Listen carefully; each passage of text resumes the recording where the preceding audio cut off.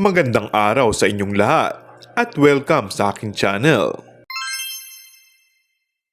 Spotted ang celebrity couple na sina Coco Martin at Julia Montes sa Bulacan. Sila kasi ang newest partners ng isa sa dragon fruit farm. Hinangaan ito ng netizens dahil sa panibago nitong blessings. Ayon sa post, congratulations Coco Martin and Julia Montes, bagong venture partner sa dragon fruit farm sa Bulacan. Coco and Julia, you guys are so warm and pure. Hindi na kami makapaghintay para sa proyektong ito. It was a lot of fun having your team. Thank you for trusting us, Dragon Fruit Depot.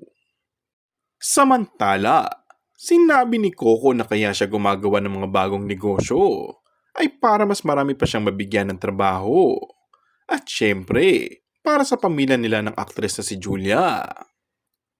Inaming tutok din si Coco sa kanyang negosyo, bukod sa serye nito na Batang Quiapo.